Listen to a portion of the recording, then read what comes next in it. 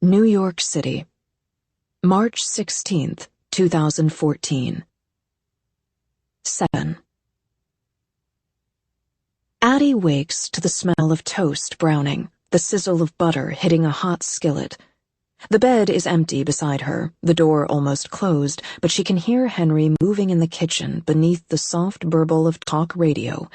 The room is cool, and the bed is warm, and she holds her breath and tries to hold the moment with it, the way she has 1,000 times, clutching the past to the present and warding off the future, the fall. But today is different, because someone remembers. She throws off the blankets, scavenges the bedroom floor looking for her clothes, but there's no sign of the rain-soaked jeans or shirt, just the familiar leather jacket draped over a chair. Addie finds a robe beneath and wraps it around her, buries her nose in the collar. It is worn and soft, smells like clean cotton and fabric softener and the faint hint of coconut shampoo, a smell she will come to know as his. She pads barefoot into the kitchen as Henry pours coffee from a French press. He looks up and smiles. Good morning. 2 small words that move the world. Not, I'm sorry. Not, I don't remember. Not, I must have been drunk. Just, good morning. I put your clothes in the dryer, he says. They should be done soon. Grab yourself a mug. Most people have a shelf of cups. Henry has a wall. They hang from hooks on a mounted rack, 5 across and 7 down. Some of them are patterned, and some of them are plain, and no 2 are the same. I'm not sure you have enough mugs. Henry casts her a sidelong look. He has a way of almost smiling. It's like light behind a curtain, the edge of the sun behind clouds, more a promise than an actual thing, but the warmth shines through. It was a thing in my family, he says. No matter who came over for coffee, they could choose the one that spoke to them that day. His own cup sits on the counter, charcoal gray, the inside coated in something that looks like liquid silver, a storm cloud and its lining. Addie studies the wall, trying to make her choice. She reaches for a large porcelain cup with small blue leaves, weighs it in her palm before she notices another. She's about to put it back when Henry stops her. I'm afraid all selections are final, he says, scraping butter over toast. You'll have to try again tomorrow. Tomorrow. The word swells a little in her chest. Henry pours, and Addie leans her elbows on the counter, wraps her hands around the steaming mug, inhales the bittersweet scent. For a second, only a second, she is in Paris, hat pulled down in the corner of the cafe as Remy pushed the cup toward her and said, drink. This is how memories are for her, past rising into present, a palimpsest held up to the light. Oh, hey, says Henry, calling her back. I found this on the floor. Is it yours? She looks up and sees the wooden ring. Don't touch that! Addie snatches it out of his hand, too fast. The inside of the ring brushes the tip of her finger, rolls around the nail like a coin about to settle, all the ease of a compass finding north. Shit! Addie shudders and drops the band. It clatters to the floor, rolling several feet before fetching up against the edge of a rug. She grips her fingers as if burned, heart pounding. She didn't put it on. And even if she did, her gaze cuts to the window, but it is morning, sunlight streaming through the curtains. The darkness cannot find her here. What happened? Asks Henry, clearly confused. Nothing, she says, shaking out her hand. Just a splinter. Stupid thing. She kneels slowly to retrieve it, careful to touch only the outside of the band. Sorry, she says, straightening. She sets the ring on the counter between them, splaying her hands on either side. In the artificial light, the pale wood looks almost gray. Addie glares down at the band.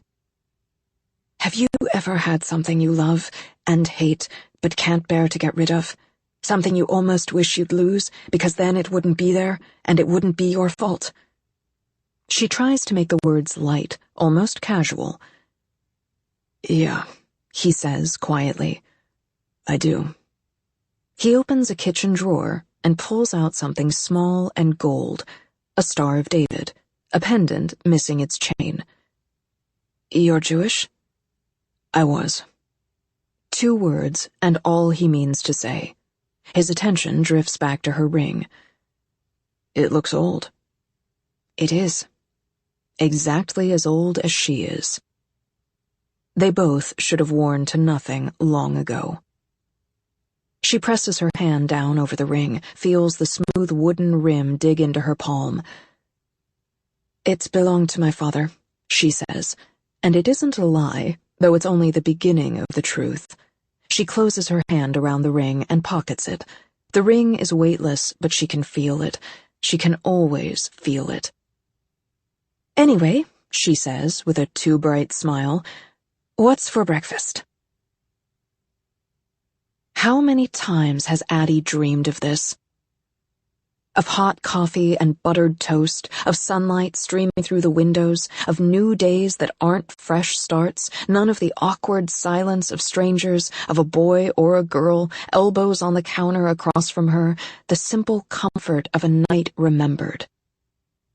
You must really love breakfast, says Henry, and she realizes she is beaming down at her food. It's my favorite meal, she answers, spearing a bite of eggs. But as she eats, the hope begins to thin. Addie is not a fool. Whatever this is, she knows it will not last.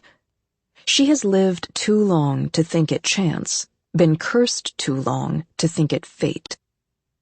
She has begun to wonder if it is a trap, some new way to torment her, to break the stalemate, force her hand back into play. But even after all these years, Luke's voice wraps around her, soft and low and gloating. I am all you have, all you will ever have, the only one who will remember. It was the one card he always held, the weapon of his own attention, and she does not think he'd give it away. But if it is not a trap, then what? An accident? A stroke of luck? Perhaps she has gone mad.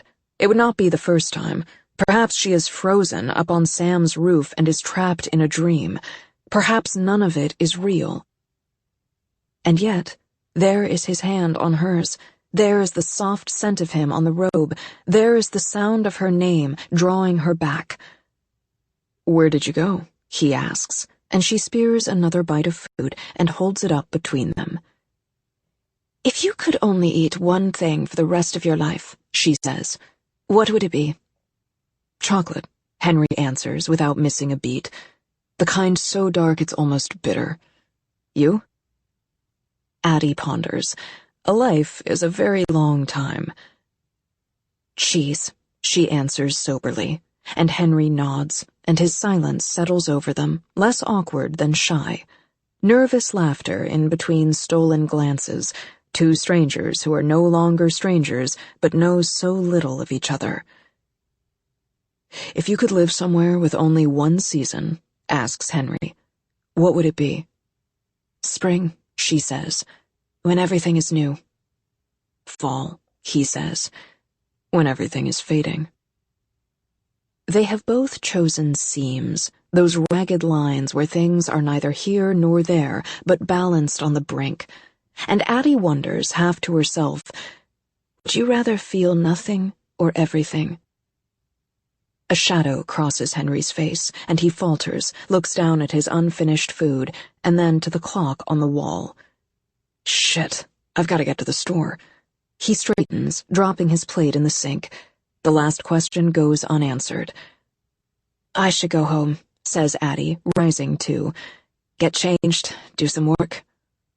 There is no home, of course, no clothes, no job, but she is playing the part of a normal girl, a girl who gets to have a normal life, sleep with a boy, and wake up to good mornings instead of who are yous. Henry finishes his coffee in a single gulp. How do you go about finding talent? He asks, and Addie remembers she told him that she was a scout. You keep your eyes open, she says, rounding the counter. But he catches her hand. I want to see you again. "I want you to see me again," she echoes. "Still no phone?" She shakes her head, and he wraps his fingers for a moment, thinking. "There's a food truck rally in Prospect Park. Meet you there at 6? Addie smiles. "It's a date." She pulls the robe close. "Mind if I take a shower before I go?" Henry kisses her. "Of course. Just let yourself out." She smiles. "I will." Henry leaves, the front door swinging shut behind him, but for once the sound doesn't make her stomach drop. It's just a door, not a period, an ellipsis, a to be continued.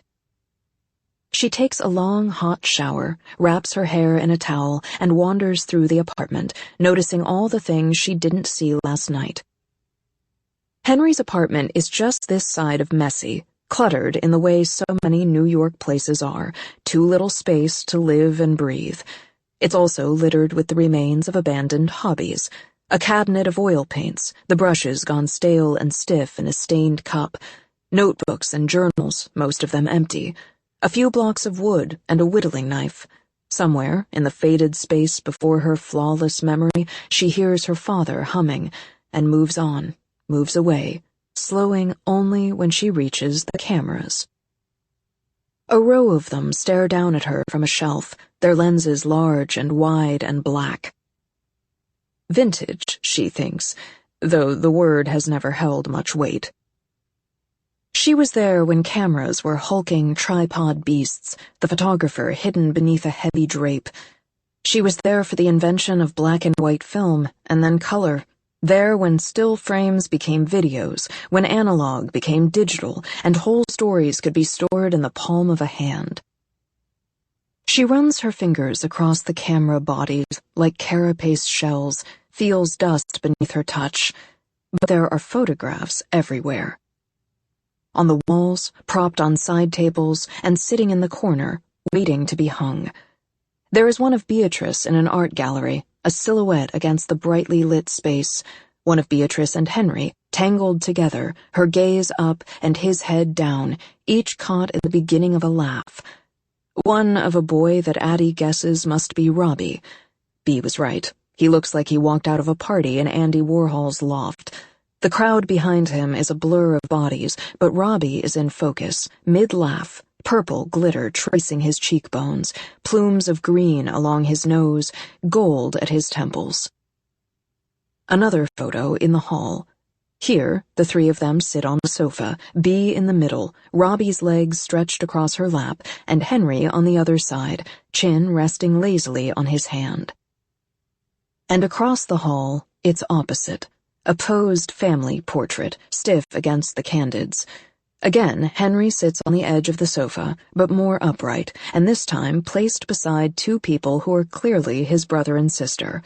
The girl, a whirlwind of curls, eyes dancing behind a pair of cat-eye frames, the model of the mother resting a hand on her shoulder.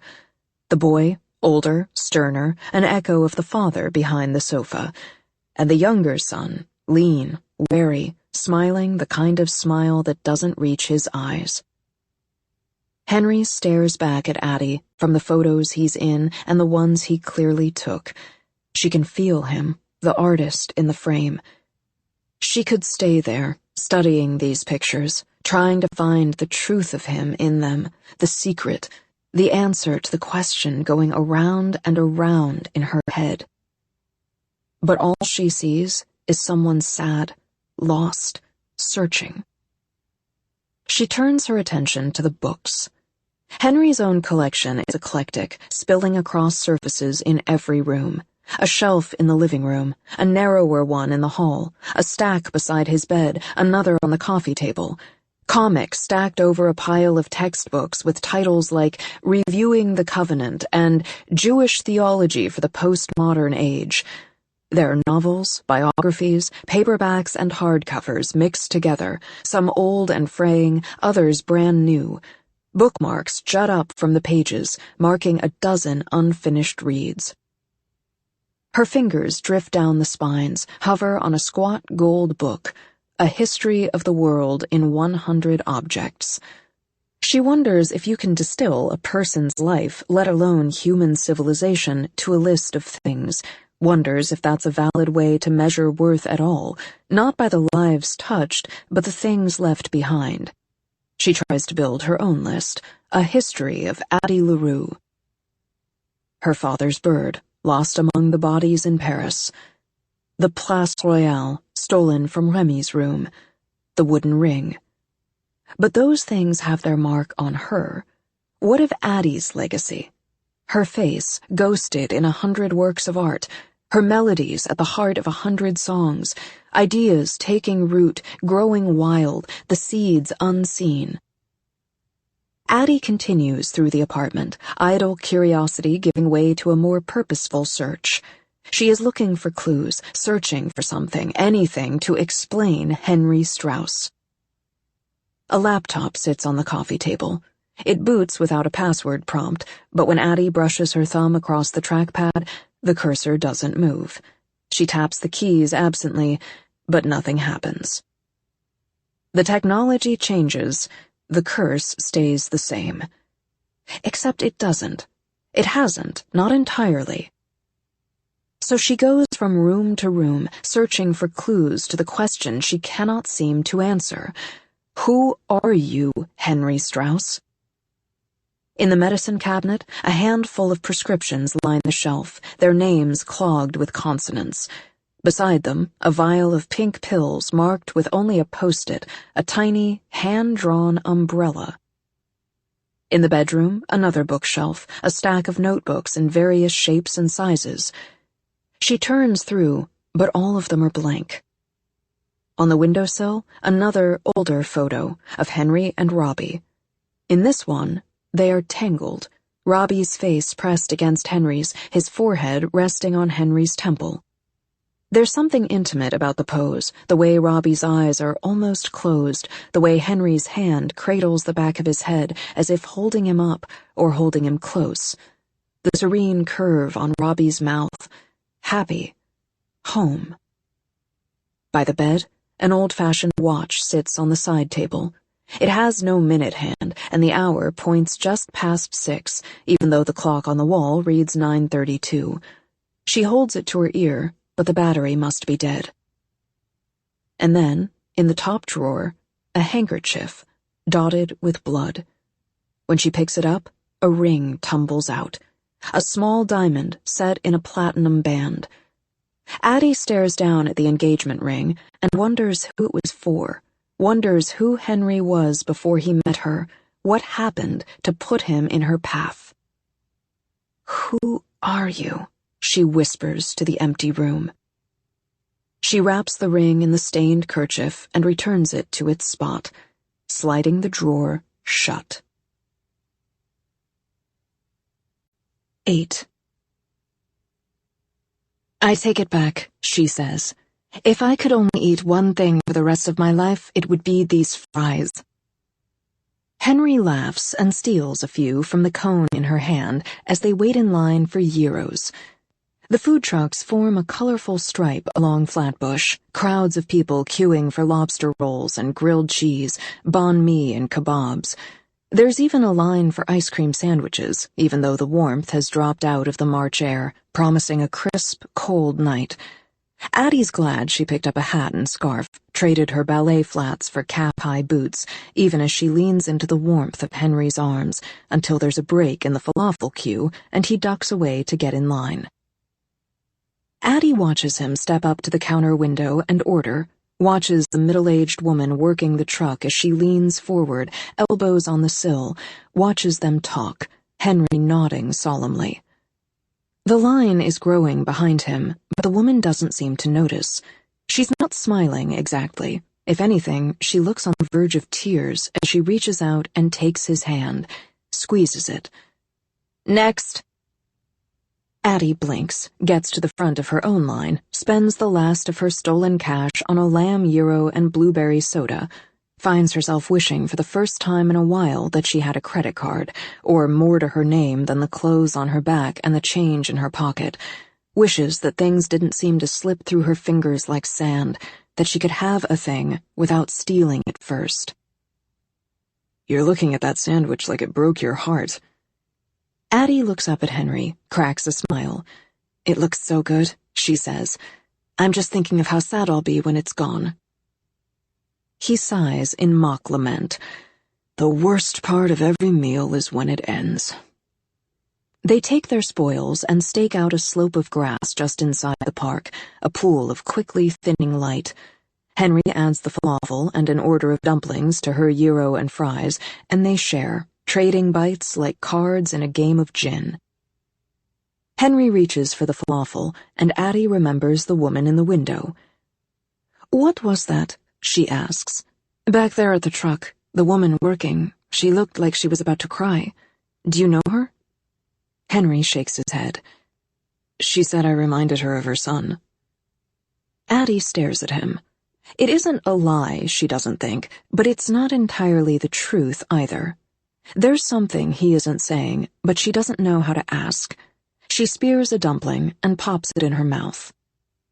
Food is one of the best things about being alive. Not just food, good food. There is a chasm between sustenance and satisfaction, and while she spent the better part of 300 years eating to stave off the pangs of hunger, she has spent the last 50 delighting in the discovery of flavor. So much of life becomes routine, but food is like music, like art, replete with the promise of something new. She wipes the grease from her fingers and lies back in the grass beside Henry, feeling wonderfully full. She knows it will not last, that fullness is like everything else in her life. It always wears away too soon. But here and now, she feels perfect. She closes her eyes and smiles and thinks she could stay here all night despite the growing cold, let the dusk give way to dark, burrow against Henry and hope for stars. A bright chime sounds in his coat pocket. Henry answers. Hey, Bee. He starts, and then abruptly sits up. Addie can only hear half the call, but she can guess at the rest. No, of course I didn't forget. I know, I'm late, I'm sorry. I'm on my way. Yeah, I remember. Henry hangs up, puts his head in his hands. Bee's having a dinner party, and I was meant to bring dessert. He looks back at the food trucks as if one of them might hold the answer, looks at the sky, which has gone from dusk to dim, runs his hands through his hair, lets out a soft and muttered stream of cursing. But there's no time to wallow now, not when he is late. Come on, says Addie, pulling him to his feet. I know a place. The best French bakery in Brooklyn has no sign. Marked by only a butter-yellow awning, a narrow glass window between two broad brick storefronts, it belongs to a man named Michel. Every morning before dawn, he arrives and begins the slow assembly of his art. Apple tarts, the fruit sliced thin as paper, and operas, the tops dusted with cacao, and petit fours coated in marzipan and small piped roses. The shop is closed now, but she can see the shadow of its owner as he moves through the kitchen at its back, and Addie raps her knuckles on the glass door and waits. Are you sure about this? Asks Henry as the shape shuffles forward, cracks the door. We are closed, he says in a heavy accent, and Addie slips from English into French as she explains she is a friend of Delphine's. And the man softens at the mention of his daughter's name, softens more at the sound of his native tongue, and she understands. She can speak German, Italian, Spanish, Swiss, but French is different. French is bread baking in her mother's oven. French is her father's hands carving wood. French is Estelle murmuring to her garden. French is coming home. For Delphine, he answers, opening the door. Anything. Inside the small shop, New York falls away, and it is pure Paris, the taste of sugar and butter still on the air.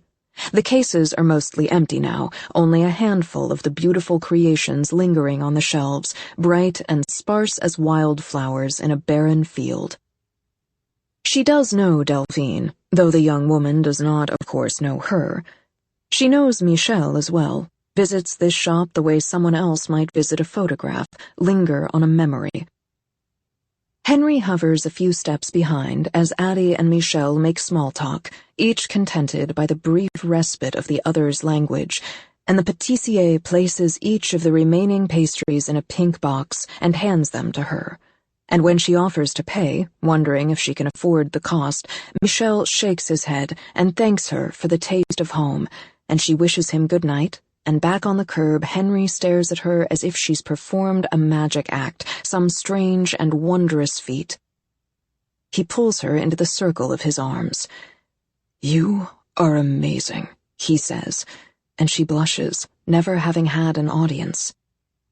"Here," she says, pressing the pastry box into his hands. "Enjoy the party." Henry's smile falls. His forehead rocks up like a carpet. "Why don't you come with me?" And she doesn't know how to say "I can't" when there is no explaining why, when she was ready to spend all night with him. So she says, "I shouldn't," and he says, "Please." And she knows it is such a terrible idea, that she cannot hold the secret of her curse aloft over so many heads, knows she cannot keep him to herself, that this is all a game of borrowed time. But this is how you walk to the end of the world. This is how you live forever. Here is one day, and here is the next, and you take what you can, savor every stolen second, cling to every moment until it's gone. So she says yes. They walk arm in arm as the evening goes from cool to cold. "Is there anything I should know?" she says. "About your friends?" Henry frowns, thinking. "Well, Robbie's a performer. He's really good, but he can be a little difficult." He exhales a hard breath. "We were together back in college. He was the first guy I ever fell for. But it didn't work out?" Henry laughs, but the breath is shallow. "No, he dumped me. But look, it was ages ago. We're friends now, nothing more." He shakes his head as if clearing it. "Then there's Bea. You met her. She's great. She's getting her PhD, and she lives with a guy named Josh. Are they dating?" Henry snorts. "No. Bea's gay. And so is he, I think. I don't actually know. It's been the topic of speculation. But Bea will probably invite Mel, or Elise, whichever she's dating now. It's kind of a pendulum swing.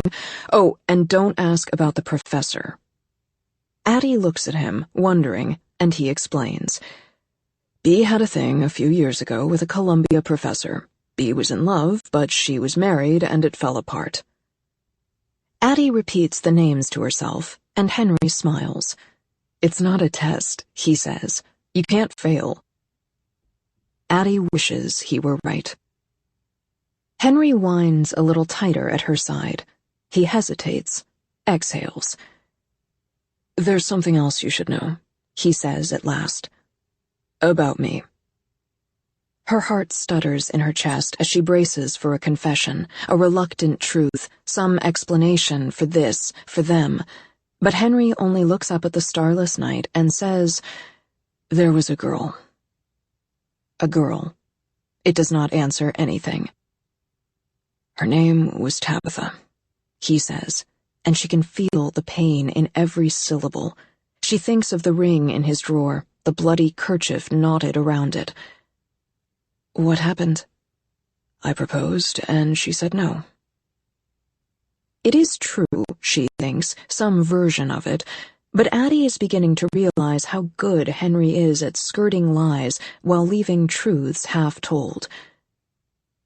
"We all have battle scars," she says. "People in our past." "You too?" he asks, and for a moment she is in New Orleans, the room in disarray, those green eyes black with rage as the building begins to burn. "Yeah," she says softly, and then, gently probing, "And we all have secrets, too." He looks at her, and she can see it swimming in his eyes, the thing he will not say. But he is not Luke, and the green gives nothing away. "Tell me," she thinks, "whatever it is." But he doesn't. They reach B's building in silence, and she buzzes them in, and as they climb the stairs, she turns her thoughts to the party and thinks, perhaps, it will be okay. Perhaps they will remember her at the end of this evening. Perhaps, if he is with her, perhaps... But then the door opens, and B stands there, oven mitts on hips, voices spilling through the apartment behind her, and she says, "Henry Strauss, you are so late, that better be dessert." And Henry holds out the pastry box as if it were a shield, but as B plucks the box from his hands, she looks past him. "And who's this?" "This is Addie," he says. "You met her in the shop." B rolls her eyes. "Henry, you really don't have enough friends to be getting us mixed up. Besides," she says, flashing Addie a crooked smile, "I wouldn't forget a face like yours. There's something timeless about it." Henry's frown deepens. "You have met, and that's exactly what you said." He looked to Addie. "You remember this, don't you?" She hesitates, caught between the impossible truth and the easier lie, begins to shake her head. "I'm sorry, But Addie's saved by the arrival of a girl in a yellow sundress, a bold defiance of the chill beyond the windows, and Henry whispers in her ear that this is Elise. The girl kisses B and plucks the box from her hands and says she cannot find the wine opener, and Josh appears to take their coats and usher them through. The apartment is a converted loft, one of those open floor plans where the hall runs into the living room and the living room runs into the kitchen, and it is all mercifully free of walls and doors. The buzzer rings again, and moments later a boy arrives, like a comet crashing through the atmosphere, a bottle of wine in one hand and a scarf in the other. And even though Addie has only seen him in photos on Henry's wall, she knows instantly that this is Robbie. He sweeps through the front hallway, kissing B on the cheek, waves at Josh and hugs Elise and turns toward Henry, only to notice her. "Who are you?" he says. "Don't be rude," answers Henry. "This is Addie." "Henry's date," adds B, and Addie wishes she hadn't, because the words are like cold water over Robbie's mood. Henry must see it too, because he takes her hand and says, "Addie's a talent scout." "Oh?" asks Robbie, rekindling a little. "What kind?" "Art, music, all sorts." He frowns. "Don't scouts usually specialize in something?" B elbows him. "Be nice," she says, reaching for the wine. "Didn't know I was supposed to bring a date," he says, following her into the kitchen. She pats his shoulder. "You can borrow Josh." The dining table sits between the sofa and the kitchen counter, and B sets an extra place as Henry opens the first 2 bottles of wine, and Robbie pours, and Josh carries a salad to the table, and Elise checks the lasagna in the oven, and Addie stays out of the way. She is used to having all of the attention or none of it, to being the brief but sunlit center of a stranger's world, or a shadow at its edges. This is different. This is new. "Hope you're all hungry," says B, setting lasagna and garlic bread in the center of the table. Henry grimaces a little at the sight of the pasta, and Addie almost laughs, remembering their food truck feast. She is always hungry, the last meal nothing but a memory now, and she gratefully accepts a plate. Paris, France, July 29th. 1751. 9. A woman alone is a scandalous sight. And yet, Addie has come to revel in the whispers. She sits in the Tuileries, skirts spread around her on the bench, and thumbs the pages of her book, and knows that she is being watched, or rather, being stared at. But what is the point of worrying? A woman sitting alone in the sun is not a crime, and it's not as though the rumors will spread beyond the park.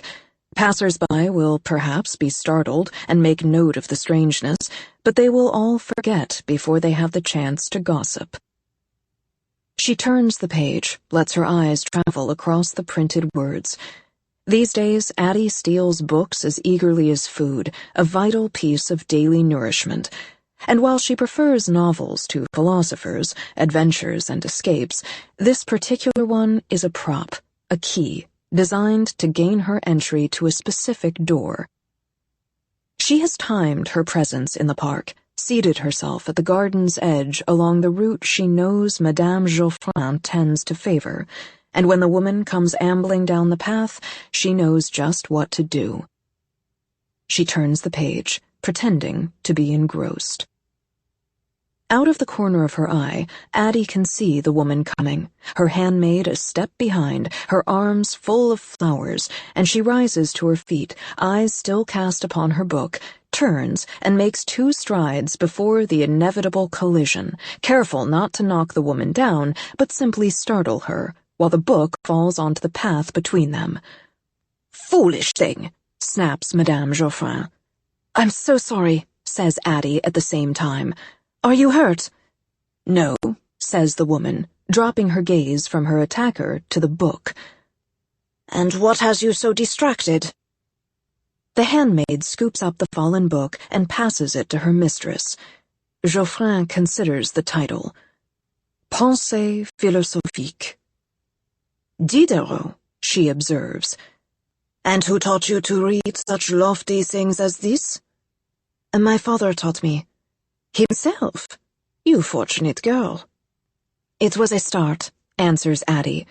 "But a woman must take responsibility for her own education, for no man truly will."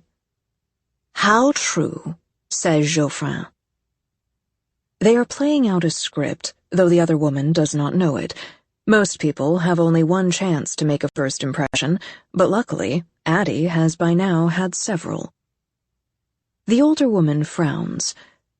"But out in the park, with no maidservant, no chaperone, don't you worry that people will talk?"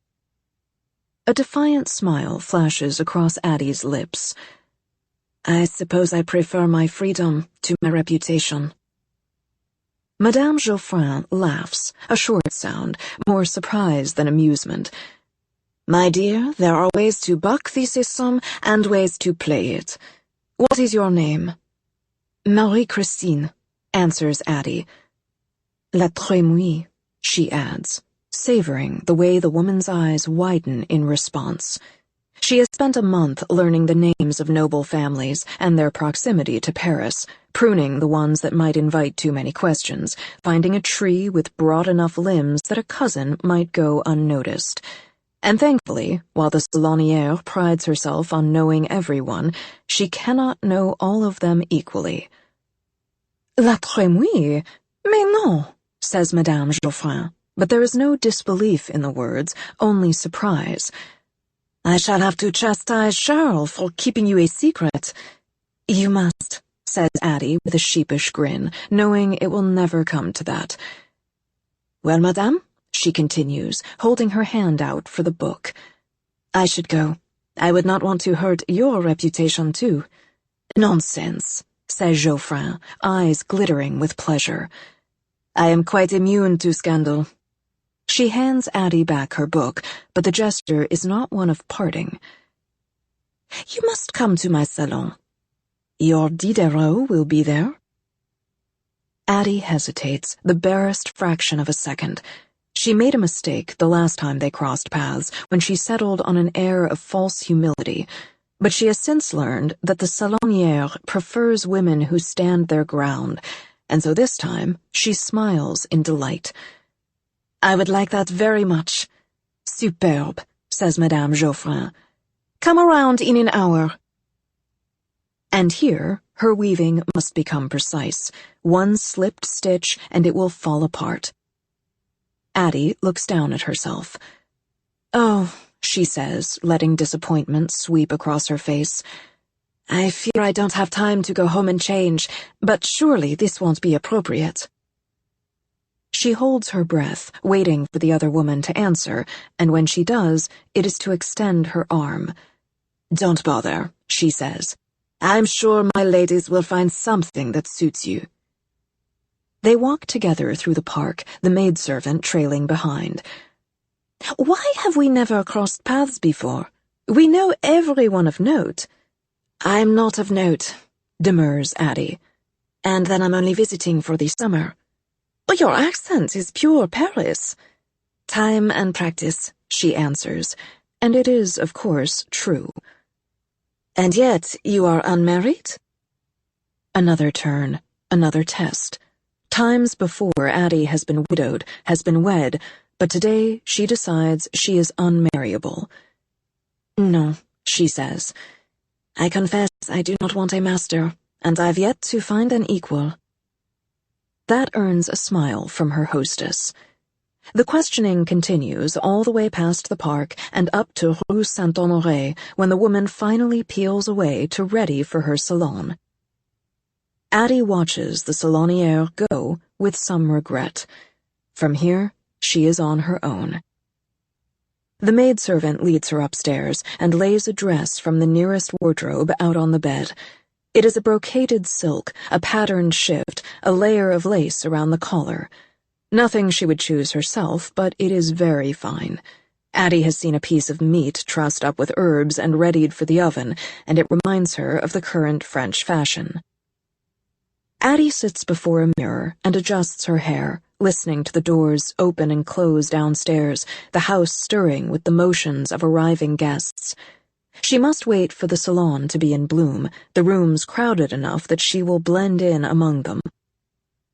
Addie adjusts her hair a final time and smooths her skirts, and when the sound below becomes a steady enough thing, the voices tangling with the clink of glassware, she goes down the stairs to the main room.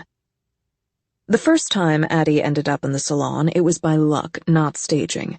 She was amazed to find a place where a woman was allowed to speak, or at least to listen, where she could move alone without judgment or condescension. She enjoyed the food, the drink, the conversation, and the company, could pretend to be among friends instead of strangers. Until she rounded a corner and saw Rémi Laurent. There he was, perched on a footstool between Voltaire and Rousseau, waving his hands as he spoke, fingers still stained gray with ink. Seeing him was like missing a step, like fabric snagging on a nail, a moment thrown off balance. Her lover had grown stiff with age, the difference between 23 and 51 marked in the lines of his face. A brow furrowed from hours reading, a pair of spectacles now balanced on his nose. But then some topic would spark the light in his eyes, and she would see the boy he'd been, the passionate youth who came to Paris to find this, great minds with great ideas. There is no sign of him today. Addie lifts a glass of wine from a low table and moves from room to room like a shadow cast against the wall, unnoticed but at ease. She listens and makes pleasant conversation and feels herself among the folds of history. She meets a naturalist with a fondness for marine life, and when she confesses she has never been to the sea, he spends the next half-hour regaling her with tales of crustacean life, and it is a very pleasant way to pass the afternoon, and indeed the night, this night, more than most, in need of such distraction. It has been 6 years, but she doesn't want to think of it, of him. As the sun goes down and wine is swapped for port, she is having a lovely time, enjoying the company of the scientists, the men of letters. She should have known then that he would ruin it. Luke steps into the room like a gust of cool wind, dressed in shades of gray and black from his boots to his cravat, those green eyes the only drop of color on him. 6 years, and relief is the wrong word for what Addie feels at the sight of him, and yet it is the closest one. The sensation of a weight set down, a breath expelled, a body sighing in relief. There is no pleasure in it beyond the simple physical release, the relief of trading the unknown for the certain. She was waiting, and now she is not. No, now she is braced for trouble, for grief. Monsieur Le Bois, says Madame Geoffrin, greeting her guest, And Addie wonders for a moment if their crossing paths is only a coincidence, if her shadow favors the salon, the minds fostering within. But the men who flock here worship progress instead of gods, and already Luke's attention has fixed squarely on her, his face suffused with a coy and menacing light. "Madame," he says in a voice loud enough to carry, "I fear you have opened your doors too wide." Addie's stomach drops, and Madame Geoffrin draws back a little as the conversation in the room seems to peter, still. "What do you mean?" She tries to back away, but the salon is crowded, the path muddled by legs and chairs. "That woman there." Heads begin to turn in Addie's direction. "Do you know her?" Madame Geoffrin does not, of course, not any more, but she's too well-bred to acknowledge such a misstep. "My salon is open to many, monsieur." "This time you have been too generous," says Luke. "That woman is a swindler and a thief, a truly wretched creature. Look!" He gestures.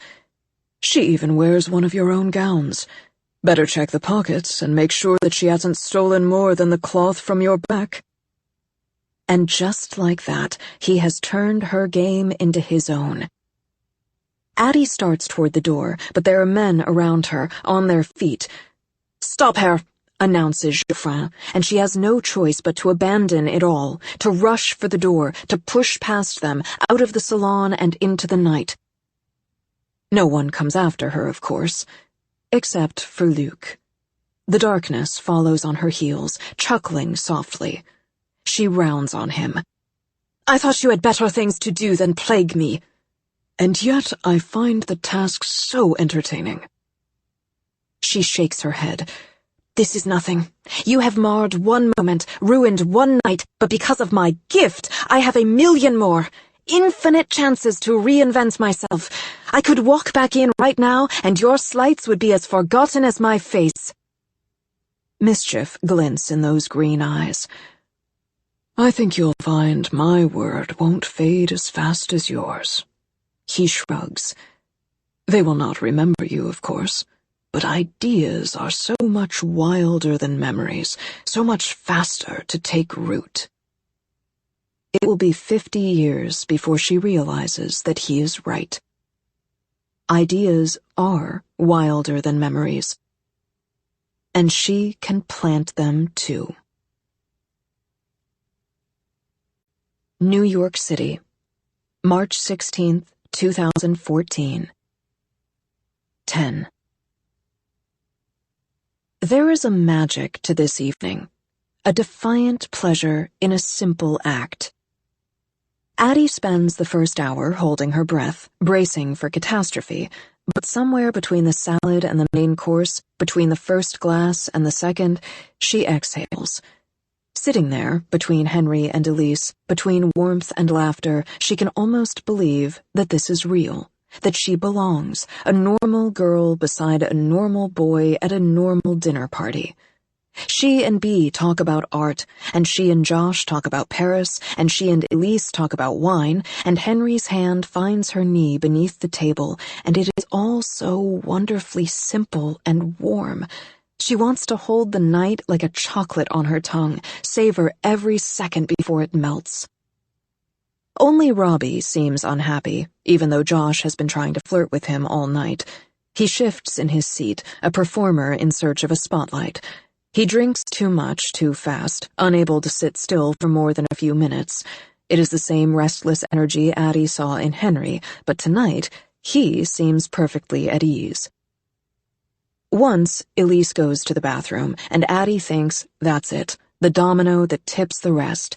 And sure enough, when she returns to the table, Addie can see the confusion on the girl's face, but it is the kind of embarrassment you cover instead of show, and she says nothing, only shakes her head as if to clear a thought, and smiles, and Addie imagines her wondering if she's had too much to drink, imagines her pulling Beatrice aside before dessert and whispering that she cannot remember her name.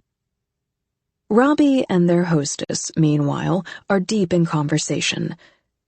"Bea," he whines, Can't we just... My party, my rules. When it was your birthday, we went to a sex club in Bushwick. Robbie rolls his eyes. It was an exhibitionist-themed music venue. It was a sex club, Henry and Bee say at the same time. Wait. Addie leans forward in her seat. Is it your birthday?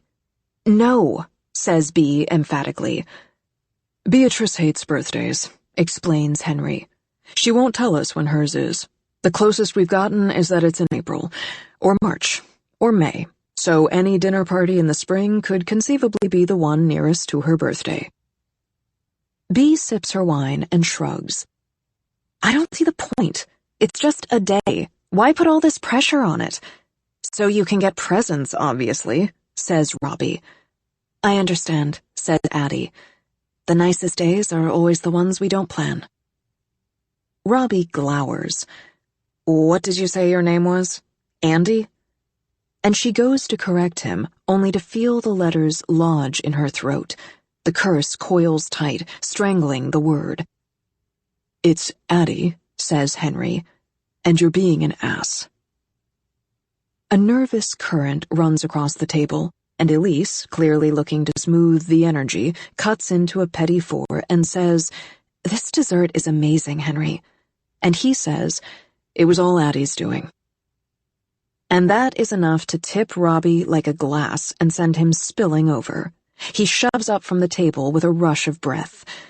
I need a smoke. Not in here, says Bee. Take it to the roof.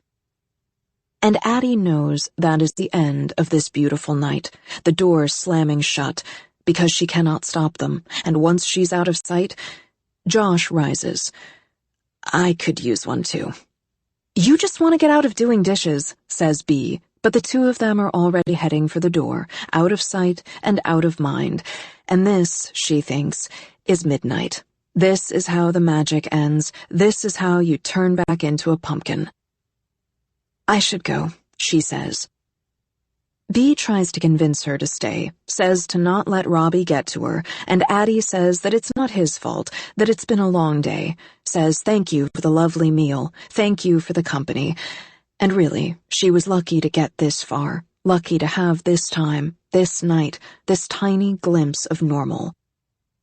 Addie, wait, says Henry, but she kisses him, quick, and slips away, out of the apartment and down the steps and into the dark. She sighs and slows, her lungs aching in the sudden cold, and despite the doors and walls between them, she can feel the weight of what she left behind, and she wishes she could have stayed, wishes that when Henry had said, wait, she had said, come with me, but she knows it is not fair to make him choose. He is full of roots, while she has only branches. And then she hears the steps behind her, and slows, shivers even now after all this time, expecting Luke. Luke, who always knew when she was brittle. But it is not the darkness, only a boy with fogging glasses and an open coat. You left so fast, says Henry. You caught up, says Addie. And perhaps she should feel guilty, but she is only grateful. She has gotten good at losing things, but Henry is still here. Friends are messy sometimes, aren't they? Yeah, she says, even though she has no idea. I'm sorry, he says, nodding back at the building. I don't know what got into him. But Addie does. Live long enough, and people open up like books. Robbie is a romance novel, a tale of broken hearts. He is so clearly lovesick. You said you were just friends. We are, he insists. I love him like family, I always will, but I never. She thinks of the photo, Robbie's head bowed against Henry's cheek, thinks of the look on his face when Bee said she was his date, and wonders how he doesn't see it. He's still in love with you. Henry deflates. I know, he says, but I can't love him back. Can't, not won't, not shouldn't. Addie looks at Henry, meets him eye to eye. Is there anything else you want to tell me? She doesn't know what she expects him to say, what truth could possibly explain his enduring presence, but for a second, when he looks back at her, there is a brief and blinding sadness. But then he pulls her close and groans and says in a soft and vanquished voice, "I am so full." And Addie laughs despite herself. It is too cold to stand, and so they walk together through the dark, and she doesn't even notice they have reached his place until she sees the blue door. She is so tired, and he is so warm. She does not want to go, and he does not ask her to. New York City, March 17th, 2014. 11. Addie has woken up 100 ways. To frost forming on her skin, and a sun so hot it should have burned. To empty places and ones that should have been. To wars raging overhead and the ocean rocking against the hull. To sirens and city noise and silence, and once a snake coiled by her head. But Henry Strauss wakes her with kisses. He plants them, one by one, like flower bulbs, lets them blossom on her skin. Addie smiles and rolls against him, pulls his arms around her like a cloak. The darkness whispers in her head, "Without me, you will always be alone." But instead, she listens to the sound of Henry's heart, to the soft murmur of his voice in her hair as he asks if she is hungry. It is late, and he should be at work, but he tells her the last word is closed on Mondays. He can't possibly know that she remembers the little wooden sign, the hours next to every day. The shop is only closed on Thursdays.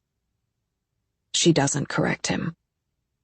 They pull on clothes and amble down to the corner shop, where Henry buys egg and cheese rolls from the counter, and Addie wanders to the case in search of juice. And that is when she hears the bell. That is when she sees a tawny head and a familiar face as Robbie stumbles in. That is when her heart drops, the way it does when you miss a step, the sudden lurch of a body off balance. Addie has gotten good at losing, but she isn't ready, and she wants to stop time, to hide, to disappear. But for once, she can't. Robbie sees Henry, and Henry sees her, and they are in a triangle of one-way streets, a comedy of memory and absence and terrible luck as Henry wraps an arm around her waist and Robbie looks at Addie with ice in his eyes and says, "Who's this?" "That's not funny," says Henry. "Are you still drunk?" Robbie draws back, indignant. What? No, I've never seen this girl. You never said you met someone." It is a car crash in slow motion, and Addie knew it was bound to happen, the inevitable collision of people and place, time and circumstance. Henry is an impossible thing, her strange and beautiful oasis, but he is also human, and humans have friends, have families, have 1,000 strands tying them to other people. Unlike her, he has never been untethered, never existed in a void. So it was inevitable, but she still isn't ready. "Fuck's sake, Rob, you just met her." "Pretty sure I'd remember." Robbie's eyes darken. "But then again, these days it's kind of hard to keep them straight." The space between them collapses as Henry steps in. Addie gets there first, catches his hand, and it lifts, pulls him back. "Henry, stop." It was such a lovely jar she had kept them in, but the glass is cracking now, the water leaking through. Robbie looks at Henry, stunned, betrayed, and she understands. It is not fair. It is never fair. "Come on," she says, squeezing his hand. Henry's attention finally drags toward her. "Please," she says, "come with me." They spill out into the street, the morning's peace forgotten, left behind with the OJ and the sandwiches. Henry is shaking with anger. "I'm sorry," he says. "Robbie can be an ass, but that was—" Addie closes her eyes, sinks back against the wall. It's not his fault. She could salvage this, hold the breaking jar, keep her fingers over the cracks. But how long? How long can she keep Henry to herself? How long can she keep him from noticing the curse? I don't think he remembered me. Henry squints, clearly confused. How could he not? Addie hesitates.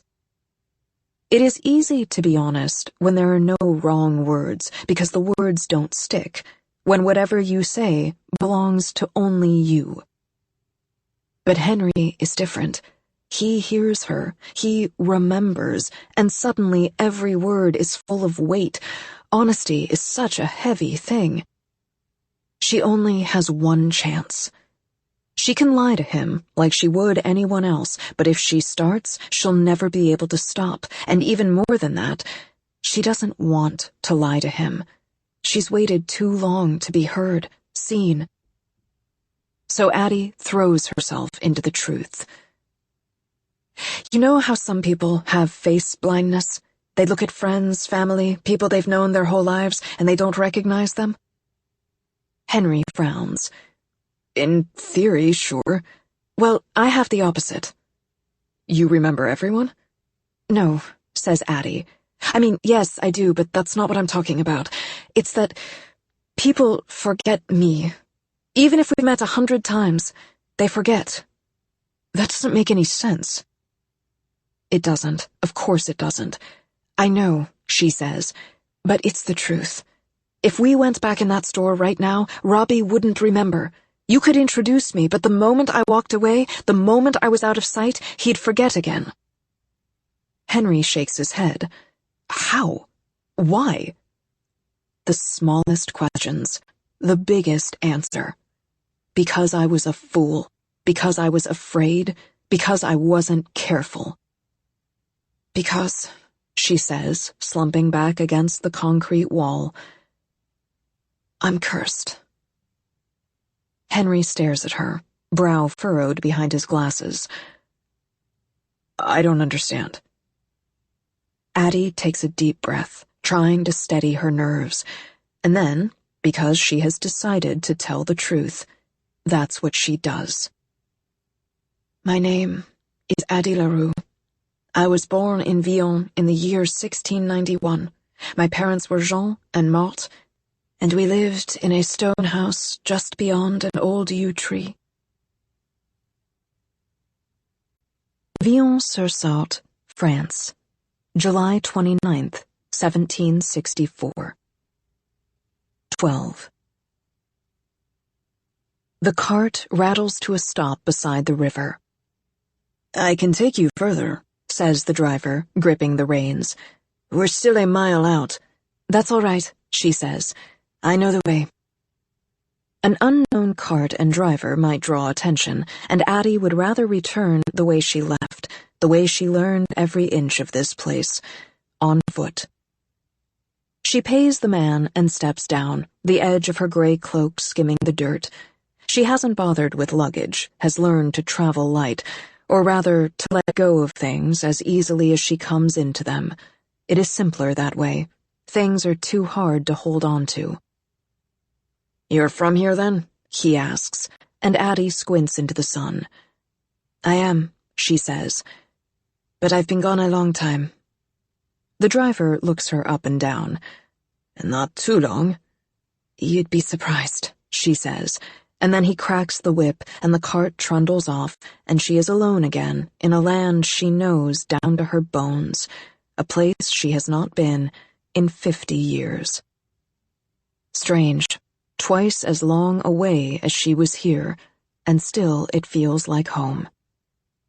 She doesn't know when she made the decision to come back, or even how, only that it had been building in her like a storm, from the time spring began to feel like summer, the heaviness rolling in like the promise of rain, until she could see the dark clouds on the horizon, hear the thunder in her head, urging her to go. Perhaps it is a ritual of sorts, this return, a way to cleanse herself, to set Vion firmly in the past. Perhaps she is trying to let go, or perhaps she is trying to hold on. She will not stay, that much she knows. Sunlight glints on the surface of the Sarthe, and for an instant she thinks of praying, sinking her hands into the shallow stream, but she has nothing to offer the river gods now, and nothing to say to them. They did not answer when it mattered. Around the bend and beyond a copse of trees, Villon rises amid the shallow hills, gray stone houses nestled in the basin of the valley. It has grown a little, widened like a man in middle age, inching outward, but it is still Villon. There's the church and the town square, and there, beyond the center of the town, the dark green line of the woods. She does not go through town, instead bends around it to the south, toward home. The old yew tree still stands sentinel at the end of the lane. 50 years have added a few knotted angles to its limbs, a measure of width around its base, but otherwise it is the same. And for an instant, when all she can see is the edge of the house, time stutters and slips, and she is 23 again, walking home from the town, or the river, or Isabel's, washing on her hip, or the drawing pad under her arm, and any moment she will see her mother in the open doorway, flour powdering her wrists, will hear the steady chop of her father's axe, the soft hush of their mare, Maxime, swishing her tail and munching grass. But then she nears the house, and the illusion crumbles back into memory. The horse is gone, of course, and in the yard her father's workshop now leans tiredly to one side, while across the weedy grass her parents' cottage sits, dark and still. What did she expect? 50 years. Addie knew they would no longer be there, but the sight of this place, decaying, abandoned, still unnerves her. Her feet move of their own accord, carrying her down the dirt lane, through the yard to the sloping ruins of her father's shop. She eases the door open, the wood is rotted, crumbling, and steps into the shed. Sunlight streams through the broken boards, striping the dark, and the air smells of decay instead of fresh scraped wood, earthy and sweet. Every surface is covered in mold and damp and dust. Tools her father sharpened every day now lie abandoned, rusted brown and red. The shelves are mostly empty. The wooden birds are gone, but a large bowl sits half-finished beneath a curtain of cobwebs and grime. She runs her hand through the dust, watches it gather again in her wake. How long has he been gone? She forces herself back out into the yard and stops. The house has come to life, or at least begun to stir.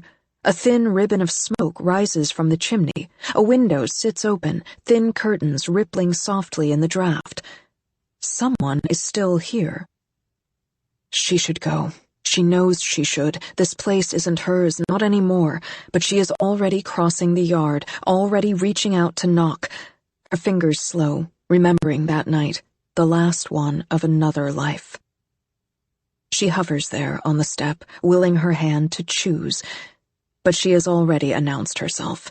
The curtain flutters, a shadow crossing the window, and Addie can only retreat 2 steps, 3, before the door opens a crack, just enough to reveal a sliver of wrinkled cheek, a scowling blue eye. "Who's there?" The woman's voice is brittle, thin, but it still lands like a stone in Addie's chest, knocks the air away. And she is sure that even if she were mortal, her mind softened by time, she would still remember this, the sound of her mother's voice. The door groans open, and there she is, withered like a plant in winter, gnarled fingers clutching a threadbare shawl. She is old, anciently so, but alive. "Do I know you?" asks her mother. But there is no hint of recognition in her voice, only the doubt of the old and the unsure. Addie shakes her head. Afterward, she will wonder if she should have answered yes, if her mother's mind, emptied of memory, could have made room for that one truth, if she might have invited her daughter in to sit beside the hearth and share a simple meal, so that when Addie left, she would have something to hold on to besides the version of her mother shutting her out. But she doesn't. She tries to tell herself that this woman stopped being her mother when she stopped being her daughter, but of course it doesn't work that way. And yet, it must. She has already grieved, and though the shock of the woman's face is sharp, the pain is shallow. "What do you want?" demands Marthe Larue. And that is another question she can't answer, because she doesn't know. She looks past the old woman into the dim hall that used to be her home, and only then does a strange hope rise inside her chest. If her mother is alive, then maybe... But she knows by the cobwebs in the workshop door, the dust on the half-finished bowl, knows by the weary look in her mother's face and the dark, disheveled state of the cottage behind her. "I'm sorry," she says, backing away. And the woman does not ask what for, only stares, unblinking as she goes. The door groans shut, and Addie knows, as she walks away, that she will never see her mother again. New York City, March 17th, 2014. 13. It is easy enough to say the words. After all, the story has never been the hard part. It is a secret she has tried to share so many times, with Isabelle and Remy, with friends and strangers and anyone who might listen, and every time she has watched their expressions flatten, their faces go blank, watched the words hang in the air before her like smoke before being blown away. But Henry looks at her and listens.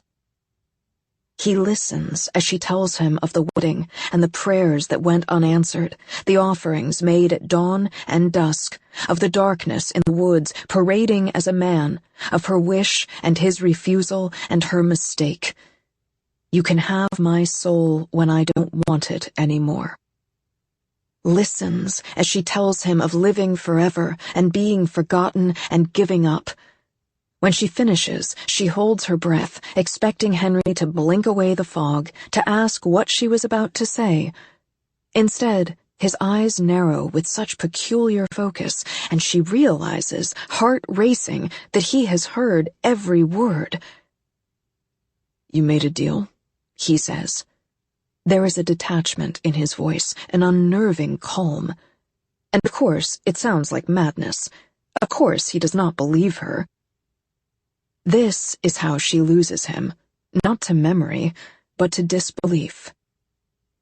And then, out of nowhere, Henry laughs. He sags against a bike rack, head in his hand, and laughs. And she thinks he's gone mad, thinks she's broken something in him, thinks even that he is mocking her. But it is not the kind of laughter that follows a joke. It is too manic, too breathless. "You made a deal," he says again. She swallows. "Look, I know how it sounds, but I believe you." She blinks, suddenly confused. "What?" "I believe you," he says again. 3 small words, as rare as "I remember you," and it should be enough, but it's not. Nothing makes sense. Not Henry, not this. It hasn't since the start, and she's been afraid to ask, to know, as if knowing would bring the whole dream crashing down. But she can see the cracks in his shoulders, can feel them in her chest. "Who are you?" she wants to ask. "Why are you different? How do you remember when no one else can? Why do you believe I made a deal?" In the end, she says only one thing. "Why?" And Henry's hands fall away from his face, and he looks up at her, his green eyes fever bright, and says, "Because I made one too." In which the aluminum heart, perforated by small holes, hung suspended over a bucket. On a table beside the metal heart, jars of varying shapes and sizes contained different colored liquids, some water, some alcohol, some paint, and participants were encouraged to select one of the glass jars and empty the contents into the heart. The liquid instantly began to leak out, with a speed dependent on the viscosity of the substance poured. Background. This sculpture formed the central piece of Strauss's senior portfolio, a collection of work on the theme of family. At the time, Strauss did not specify which member of her family was paired with which piece, but insisted that Open to Love was designed as an homage to the exhaustions of serial monogamy and a testament to the dangers of unbalanced affection. Estimated value? Unknown. Work was given to Tish by artist for permanent installation. New York City, September 4th, 2013. 1. A boy is born with a broken heart. The doctors go in and piece it back together, make it whole, and the baby is sent home, lucky to be alive. They say he is better now, that he can live a normal life, and yet, as he grows up, he is convinced something is still wrong inside. The blood pumps, the valves open and close, and on the scans and screens, everything functions as it should. But something isn't right. They've left his heart too open, forgotten to close back up the armor of his chest, and now he feels too much. Other people would call him sensitive, but it is more than that. The dial is broken, the volume turned all the way up. Moments of joy register as brief but ecstatic. Moments of pain stretch long and unbearably loud. When his first dog dies, Henry cries for a week. When his parents argue and he cannot bear the violence in their words, he runs away from home. It takes more than a day to bring him back. When David throws away his childhood bear, when his first girlfriend Abigail stands him up at the dance, when they have to dissect a pig in class, when he loses the card his grandfather gave him before he passed, when he finds Liz cheating on him during their senior trip, when Robbie dumps him before junior year, every time, no matter how small or how big, it feels like his heart is breaking again inside his chest. Henry is 14 the first time he steals a swig of his father's liquor just to turn the volume down. He is 16 when he swipes 2 pills from his mother's cabinet just to dull the ache. He is 20 when he gets so high that he thinks he can see the cracks along his skin, the places where he's falling apart. His heart has a draft. It lets in light. It lets in storms. It lets in everything. Time moves so fucking fast. Blink and you're halfway through school, paralyzed by the idea that whatever you choose to do, it means choosing not to do 100 other things, so you change your major 6 times before finally ending up in theology, and for a while it seems like the right path, but that's really just a reflex to the pride on your parents' faces, because they assume they've got a budding rabbi, but the truth is, you have no desire to practice. You see the holy texts as stories, sweeping epics, and the more you study, the less you believe in any of it. Blink, and you're 24, and you travel through Europe, thinking, hoping, that the change will spark something in you, that a glimpse of the greater, grander world will bring your own into focus. And for a little while it does.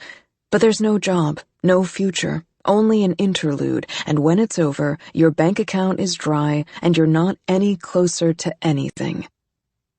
Blink and you're 26, and you're called into the dean's office because he can tell that your heart's not in it anymore, and he advises you to find another path, and he assures you that you'll find your calling, but that's the whole problem. You've never felt called to any one thing.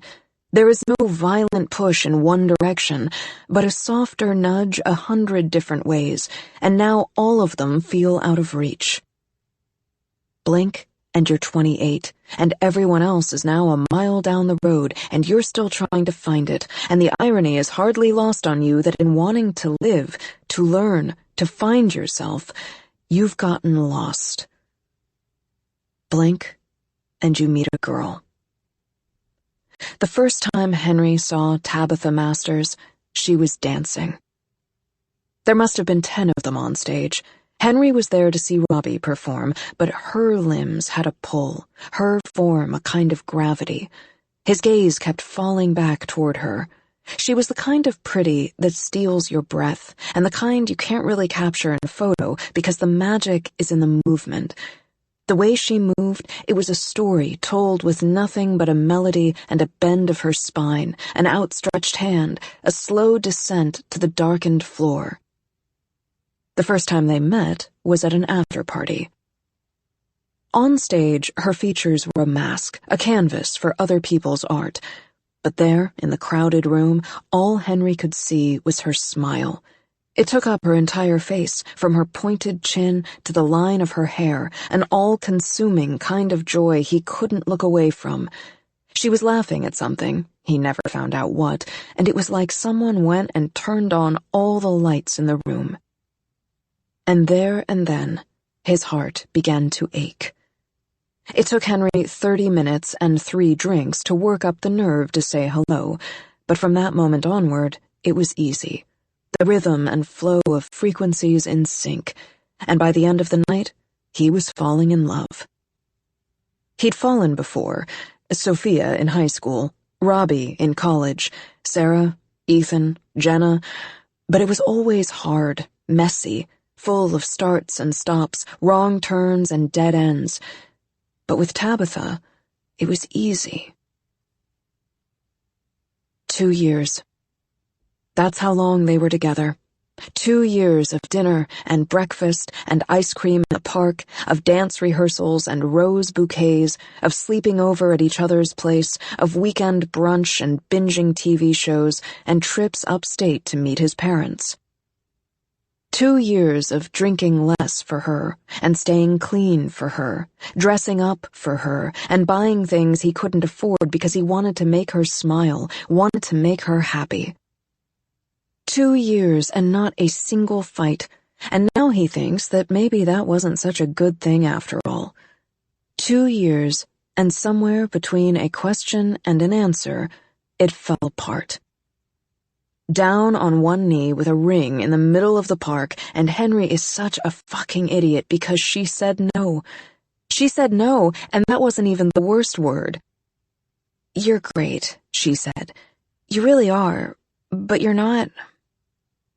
And she doesn't finish, and she doesn't have to, because he knows what comes next. "You're not right. You're not enough." "I thought you wanted to get married." "I do. One day." The words crystal clear, despite never being said, "But not to you." And then she walked away.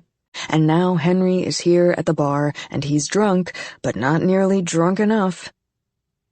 He knows because the world is still there, because the entire night still feels too real, because everything still hurts.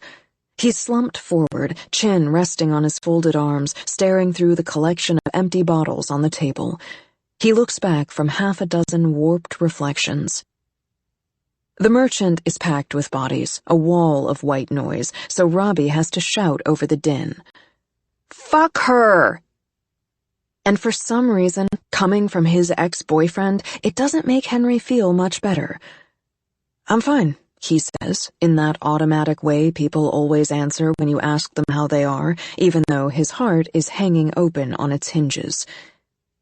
"It's for the best," adds B, and if anyone else had said it, she would have banished them to the corner of the bar for being trite. 10-minute time out for platitudes. But it's all anyone has for him tonight. Henry finishes the glass in front of him and reaches for another. "Slow down, kiddo," says B, rubbing his neck. "I'm fine," he says again. And they both know him well enough to know it is a lie. They know about his broken heart. They've both coaxed him through his storms. They are the best people in his life, the ones who hold him together, or at least who keep him from falling apart. But right now, there are too many cracks. Right now, there is a chasm between their words and his ears, their hands and his skin. They are right there, but they feel so far away. He looks up, studying their expressions, all pity, no surprise, and a realization settles over him like a chill. You knew she'd say no. The silence lasts a beat too long. Bea and Robbie share a glance, as if trying to decide who will take the lead, and then Robbie reaches across for his hand. Henry. He wrenches back. You knew! He is on his feet now, nearly stumbling into the table behind him. Bea's face crumples. Come on, sit back down. No, no, no! Hey, says Robbie, steadying him. I'll walk you home. But Henry hates the way Robbie is looking at him, so he shakes his head, even though it makes the room blur. No, he says. I just want to be alone. The biggest lie he's ever told. But Robbie's hand falls away, and Bea shakes her head at him, and they both let Henry go. Henry is not drunk enough. He goes into a liquor store and buys a bottle of vodka from a guy who looks at him like he's already had enough, but also like he clearly needs it. Twists the cap off with his teeth as it begins to rain. His phone buzzes in his pocket. Bea, probably. Or Robbie. Nobody else would call. He lets it ring, holds his breath until it stops. He tells himself that if they call again, he'll answer. If they call again, he'll tell them he is not okay. But the phone doesn't ring a second time. He doesn't blame them for that, not now, not after. He knows he's not an easy friend, knows he should have seen it coming, should have... The bottle slips through his fingers, shatters on the sidewalk, and he should leave it there, but he doesn't. He reaches to pick it up, but he loses his balance. His hand comes down on broken glass as he pushes himself back up. It hurts, of course it hurts, but the pain is dampened a little by the vodka, by the well of grief, by his ruined heart, by everything else. Henry fumbles for the kerchief in his pocket, the white silk stitched with a silver T. He hadn't wanted a box, that classic, impersonal casing that always gave away the question. But now, as he tugs the kerchief out, the ring tumbles free, goes bouncing down the damp sidewalk. The words echo in his head. You're great, Henry. You really are. But you're not... He presses the kerchief to his injured hand. In seconds, the silk is stained red, ruined. You're not enough. Hands are like heads. They always bleed too much. His brother David was the one who told him that. David, the doctor, who's known what he wanted to be since he was 10 years old. Easy to stay on the path when the road is straight and the steps are numbered. Henry watches the kerchief turn red, stares down at the diamond in the street and thinks of leaving it, but he can't afford to, so he forces himself to bend over and pick it up. Take a drink every time you hear you're not enough. Not the right fit, not the right look, not the right focus, not the right drive, not the right time, not the right job, not the right path, not the right future. Not the right present. Not the right you. Not you. Not me. There's just something missing. Missing from us. What could I have done? Nothing. It's just who you are. I didn't think we were serious. You're just too sweet, soft, sensitive. I just don't see us ending up together. I met someone. I'm sorry. It's not you. Swallow it down. We're not on the same page. We're not in the same place. It's not you. We can't help who we fall in love with. And who we don't. You're such a good friend. You're going to make the right girl happy. You deserve better. Let's stay friends. I don't want to lose you. It's not you. I'm sorry. 2. And now he knows he's had too much to drink. He was trying to reach the place where he wouldn't feel, but he thinks he might have passed it, wandered somewhere worse. His head spins, the sensation long past pleasant. He finds a couple pills in his back pocket, slipped there by his sister Muriel on her last visit. Little pink umbrellas, she told him. He swallows them dry as the drizzle turns to a downpour. Water drips into his hair, streaking his glasses and soaking through his shirt. He does not care. Maybe the rain will rinse him clean. Maybe it will wash him away.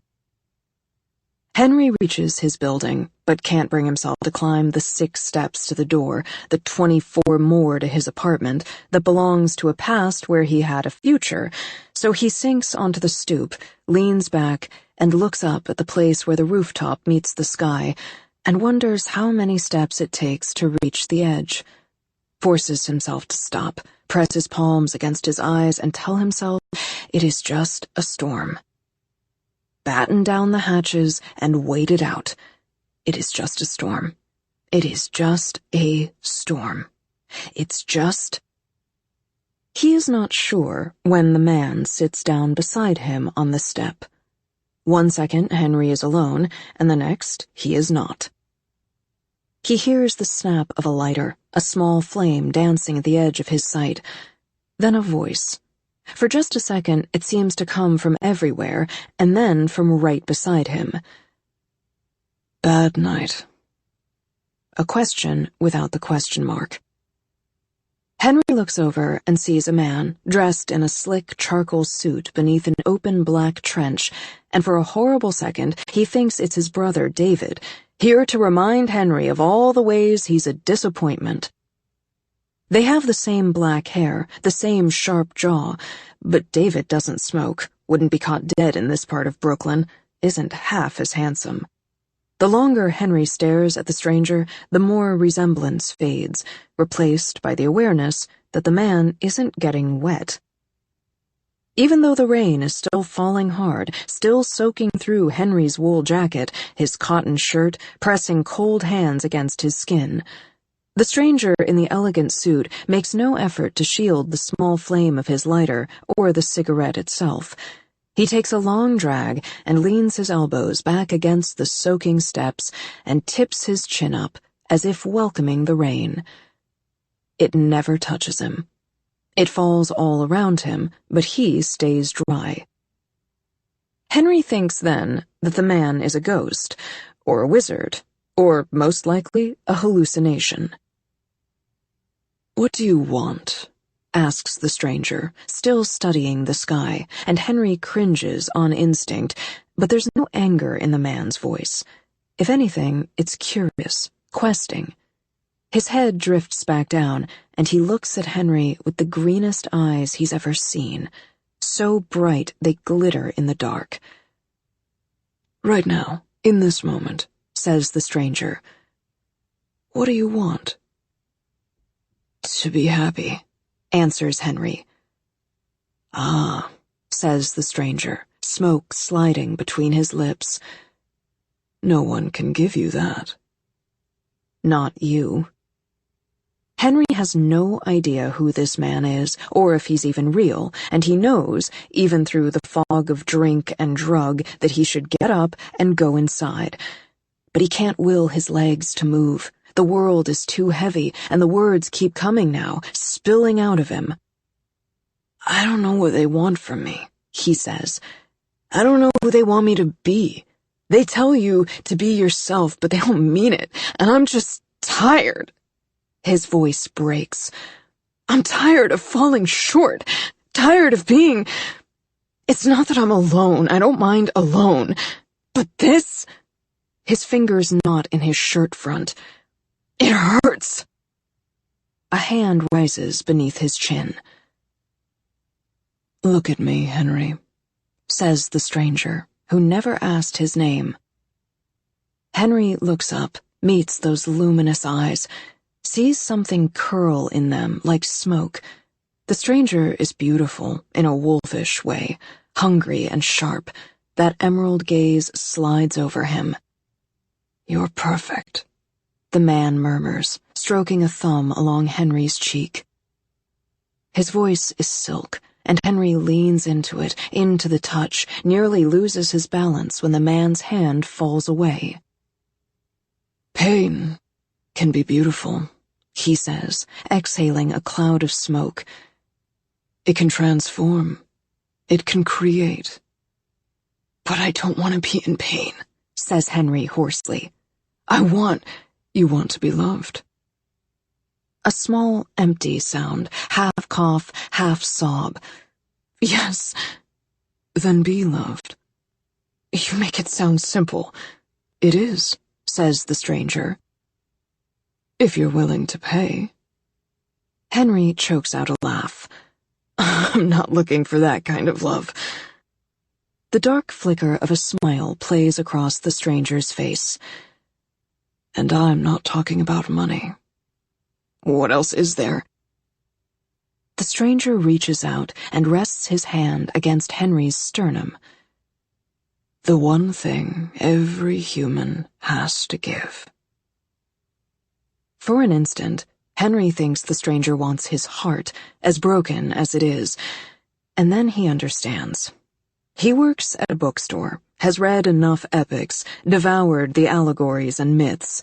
Hell, Henry spent the first 2/3 of his life studying scripture, and he grew up on a steady diet of Blake, Milton, and Faust.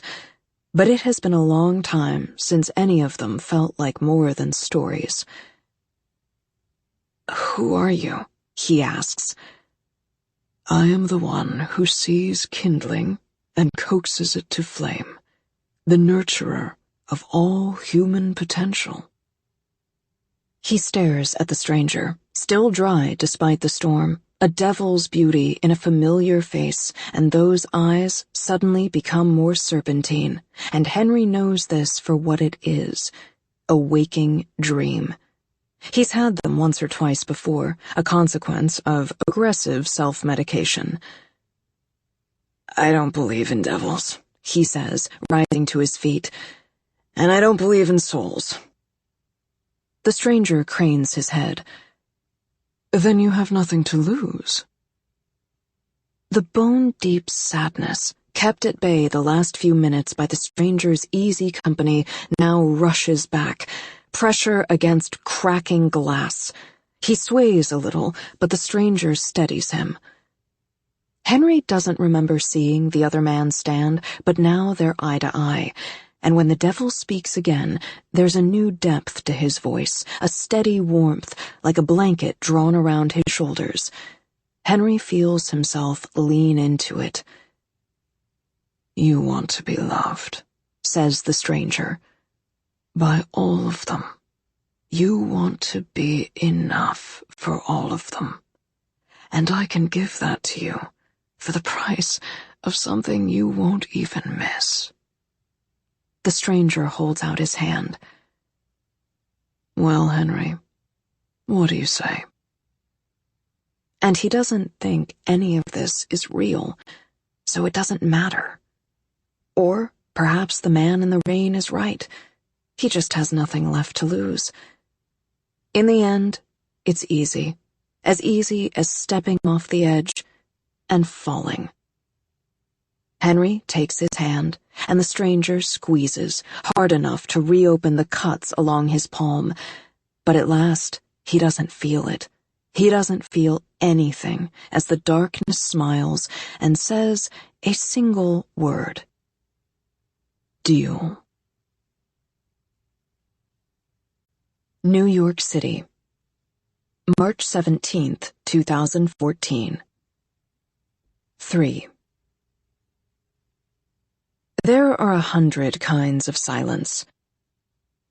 There's the thick silence of places long sealed shut, and the muffled silence of ears stoppered up, the empty silence of the dead, and the heavy silence of the dying. There is the hollow silence of a man who has stopped praying, and the airy silence of an empty synagogue, and the held-breath silence of someone hiding from themselves. There is the awkward silence that fills the space between two people who don't know what to say, and the taut silence that falls over those who do, but don't know where or how to start. Henry doesn't know what kind of silence this is, but it is killing him.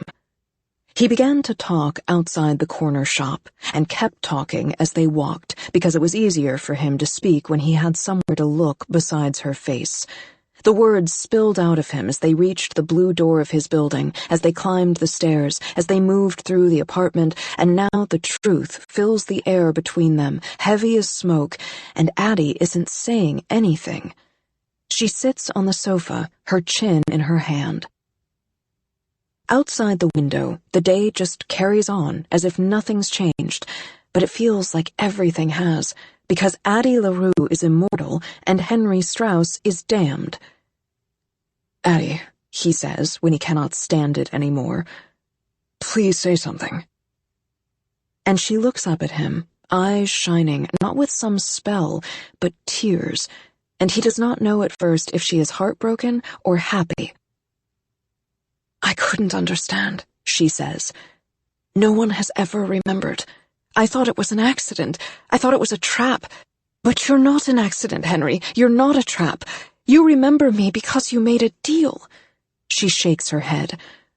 300 years spent trying to break this curse, and Luke did the one thing I never expected. She wipes the tears away and breaks into a smile. He made a mistake. There is such triumph in her eyes, but Henry doesn't understand. So our deals cancel out? Is that why we're immune to them? Addie shakes her head. I'm not immune, Henry. He cringes back as if struck. But my deal doesn't work on you. Addie softens, takes his hand. Of course it does. Your deal and mine, they nest like Russian dolls together in a shell. I look at you and I see exactly what I want. It's just that what I want has nothing to do with looks or charm or success. It would sound awful in another life, but what I want most, what I need, has nothing to do with you at all. What I want, what I've always truly wanted, is for someone to remember me. That's why you can say my name. That's why you can go away and come back and still know who I am. And that's why I can look at you and see you as you are. And it is enough. It will always be enough. Enough. The word unravels between them, opening at his throat. It lets in so much air. Enough. He sinks onto the couch beside her. Her hand slides through his, their fingers knotting. You said you were born in 1691, he muses. That makes you 323, she says. Henry whistles. I've never been with an older woman. Addie laughs. You do look very, very good for your age. Why, thank you. Tell me about it, he says. About what? I don't know. Everything. 300 years is such a long time. You were there for wars and revolutions. You saw trains and cars and planes and televisions. You witnessed history as it was happening. Addie frowns. I guess so, she says. But I don't know. History is something you look back on, not something you really feel at the time. In the moment, you're just living. I didn't want to live forever. I just wanted to live. She curls into him, and they lie, heads together on the couch, intertwined like lovers in a fable, and a new silence settles over them, light as a summer sheet. And then she says, "How long?" His head rolls toward her. What? When you made your deal, she says, voice careful and light, a foot testing icy ground. How long did you make it for? Henry hesitates and looks up at the ceiling instead of her. A lifetime, he says, and it is not a lie, but a shadow crosses Addie's face. And he agreed? Henry nods and pulls her back against him, exhausted by everything he's said and everything he hasn't. A lifetime, she whispers. The words hang between them in the dark. New York City, March 18th, 2014. 4. Addie is so many things, thinks Henry, but she is not forgettable. How could anyone forget this girl when she takes up so much space? She fills the room with stories, with laughter, with warmth and light. He has put her to work, or rather she has put herself to work, restocking and reshelving while he helps customers. She has called herself a ghost, and she may be one to other people, but Henry cannot look anywhere but at her. She moves among the books as if they're friends, and perhaps in a way they are. They are, he supposes, a part of her story, another thing she's touched. Here, she says, is a writer she once met, and here is an idea she had. Here, a book that she read when it first came out. Now and then, Henry glimpses sadness, glimpses longing, but they are only flashes, and then she redoubles, brightens, launching into another story. "Did you know Hemingway?" he asks. "We met once or twice," she says with a smile. "But Colette was cleverer." Book trails Addie like a shadow. He has never seen the cat so invested in another human, and when he asks, she draws a handful of treats from her pocket with a sheepish grin. Their eyes meet now across the store, and he knows she said she's not immune, that their deals simply work together, but the fact remains that there is no shimmer in those brown eyes. Her gaze is clear, a lighthouse through the fog. She smiles, and Henry's world goes brighter. She turns away, and it is dark again. A woman approaches the checkout desk, and Henry drags himself back. "Find everything you need?" Her eyes are already milky with shine. "Oh, yes," the woman says with a warm smile, and he wonders what she sees instead of Henry. Is he a son, or a lover, a brother, a friend? Addie leans her elbows on the counter. She taps the book he's been turning through between customers, a collection of modern candids in New York. "I noticed the cameras at your place," she says, "and the photographs. They're yours, aren't they?" Henry nods, resists the urge to say it's just a hobby, or rather, it was a hobby once. "You're very good," she says, which is nice, especially coming from her. And he's fine, he knows, maybe even a little better than fine sometimes. He took headshots for Robbie back in college, but that was because Robbie couldn't afford a real photographer. Muriel called his photos cute, subversive in their conventional way. But Henry wasn't trying to subvert anything. He just wanted to capture something. He looks down at the book. "There's this family photo," he says. "Not the one in the hall, this other one, from back when I was 6 or 7. That day was awful. Muriel put gum in David's book, and I had a cold, and my parents were fighting right up until the flash went off. And in the photo, we all look so happy. I remember seeing that picture and realizing that photographs weren't real. There's no context, just the illusion that you're showing a snapshot of a life, but life isn't snapshots, it's fluid. So photos are like fictions. I loved that about them. Everyone thinks photography is truth, but it's just a very convincing lie." "Why did you stop?" "Because time doesn't work like photos. Click, and it stays still. Blink, and it leaps forward." He always thought of taking photos as a hobby, an art class credit, and by the time he figured out that it was something you could do, it was too late. Or at least, it felt that way. He was too many miles behind. So he gave up, put the cameras on the shelf with the rest of the abandoned hobbies. But something about Addie makes him want to pick one up again. He doesn't have a camera with him, of course, only his cell phone, but these days that is good enough. He lifts it up, framing Addie at rest, the bookshelves rising at her back. "It won't work," she says, right as Henry takes the picture. Or tries. He taps the screen, but there's no click, no capture. He tries again, and this time the phone takes the photo, but it is a blur. "I told you," she says softly. "I don't get it," he says. "It was so long ago. How could he have predicted film or phones?" Addie manages a sad smile. It's not the technology he tampered with. It's me. Henry pictures the stranger, smiling in the dark. He sets the phone down.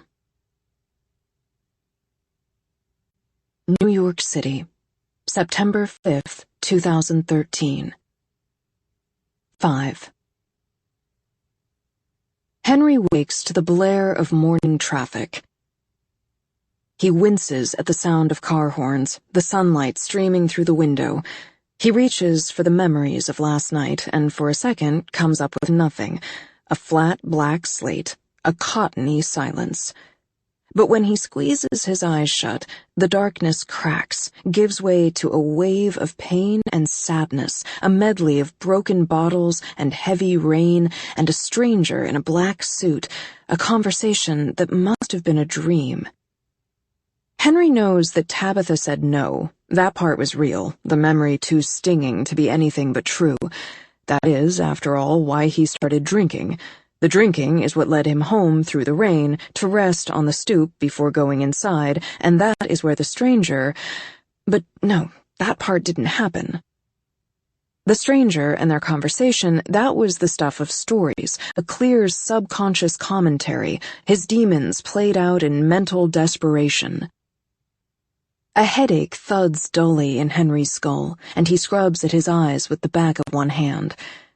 A metal weight knocks against his cheek. He squints up and sees a dark leather band around his wrist. An elegant analog watch with gold numerals set against an onyx ground. On its face, a single golden hand rests the barest fraction off of midnight. Henry has never worn a watch. The sight of it, heavy and unfamiliar on his wrist, reminds Henry of a shackle. He sits up, clawing at the clasp, consumed by the sudden fear that it is bound to him, that it won't come off. But at the slightest pressure, the clasp comes free, and the watch tumbles onto the twisted duvet. It lands face down, and there, on the reverse, Henry sees two words etched in hairline script. Live well. He scrambles out of the bed, away from the watch, stares at the timepiece as if expecting it to attack, but it just lies there, silent. His heart knocks inside his chest, so loud he can hear it, and he is back in the dark, rain dripping through his hair as the stranger smiles and holds out his hand. Deal. But that didn't happen. Henry looks at his palm and sees the shallow cuts, crusted over with blood. Notices the drops of brownish red dotting the sheets. The broken bottle. That was real then, too. But the devil's hand in his, that was a fever dream. Pain can do that, creep from waking hours into sleep. Once, when he was 9 or 10, Henry had strep throat, the pain so bad that every time he drifted off to sleep, he dreamed of swallowing hot coals, of being trapped in burning buildings, the smoke clawing down his throat, the mind trying to make sense of suffering. But the watch— Henry can hear a low, rhythmic knocking as he holds it to his ear. It doesn't make any other sound.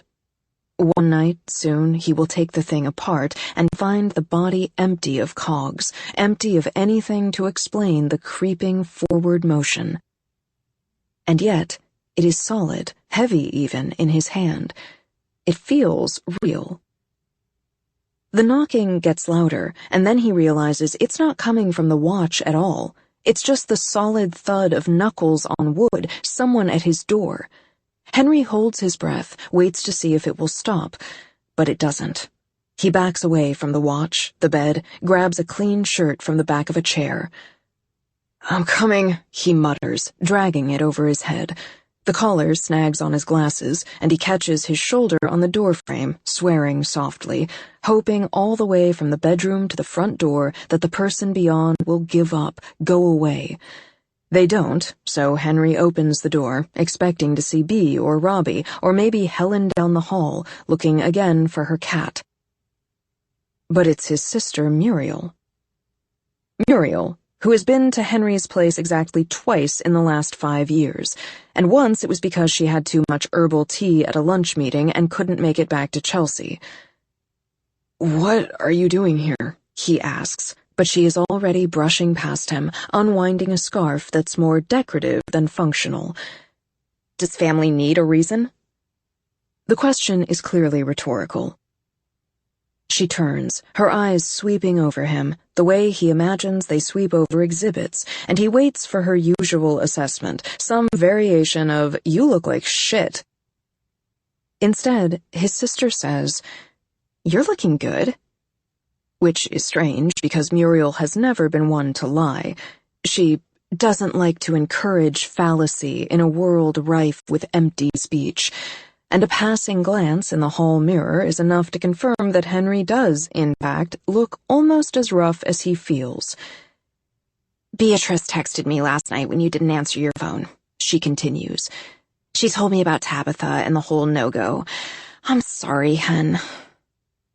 Muriel hugs him, and Henry doesn't know where to put his hands.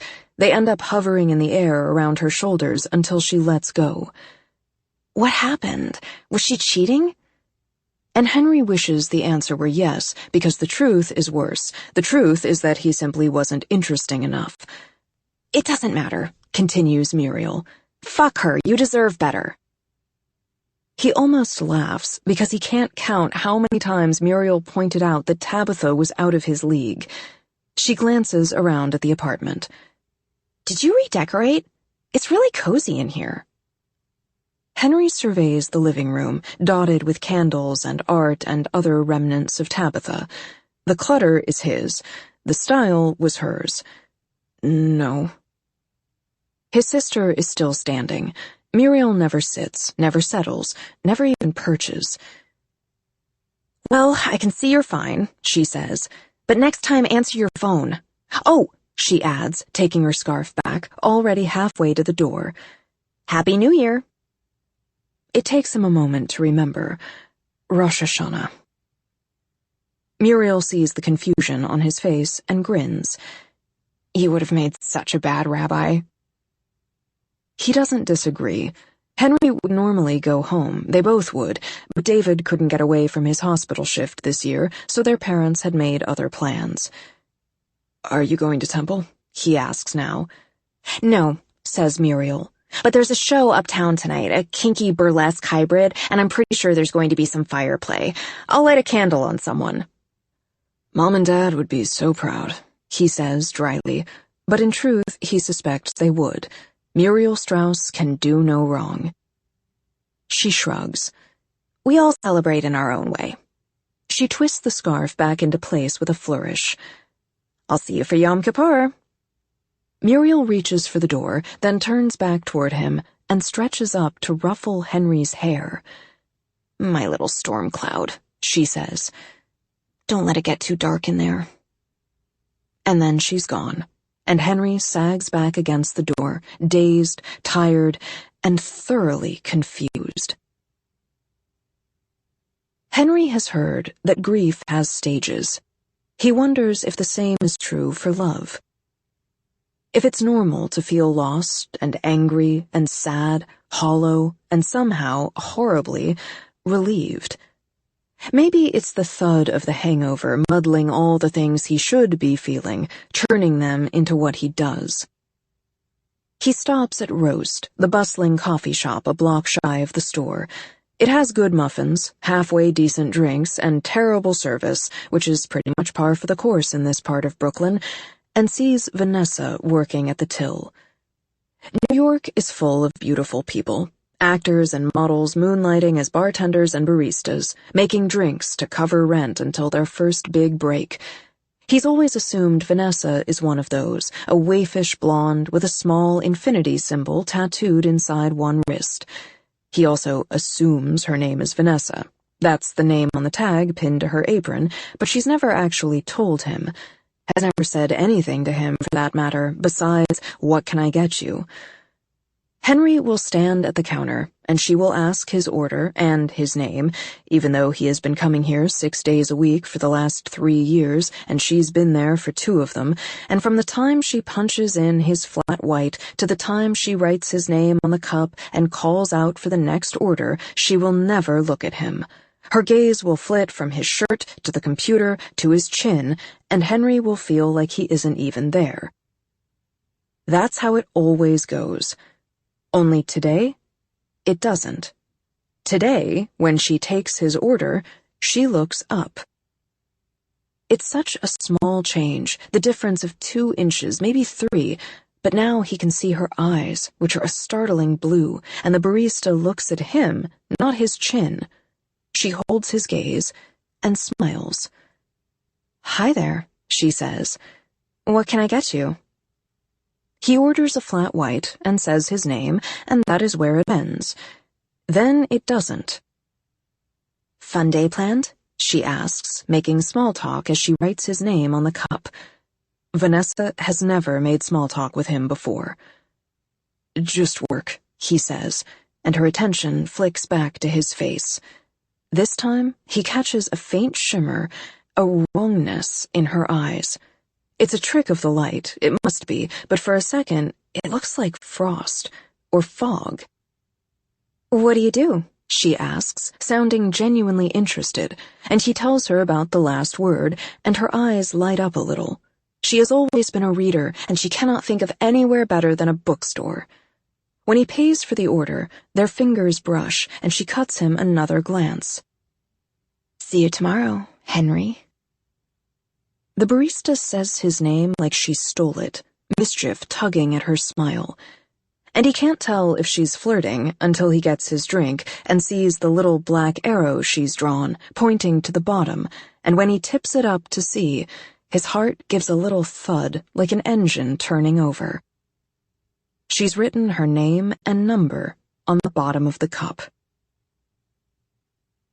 At the last word, Henry unlocks the grate and the door while finishing his coffee. He turns the sign and goes through the motions of feeding book and opening the store and shelving new stock until the bell chimes, announcing his first customer. Henry winds through the stacks to find an older woman toddling between the aisles, from historical to mystery to romance and back again. He gives her a few minutes, but when she makes the loop a 3rd time, he steps in. "Can I help you?" I don't know, she murmurs, half to herself, but then she turns to look at him, and something changes in her face. Yes, please, I hope so." There's the faintest shine to her eyes, a rheumy glow, as she explains that she's looking for a book she's already read.